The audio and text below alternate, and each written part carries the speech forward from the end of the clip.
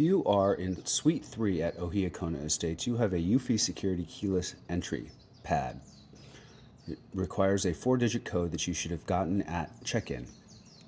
In this instance, we will enter the number, and be careful that the door is very sensitive, and if you put too much pressure on the keypad, it will push the door and lock and jam the lock. So just tap lightly.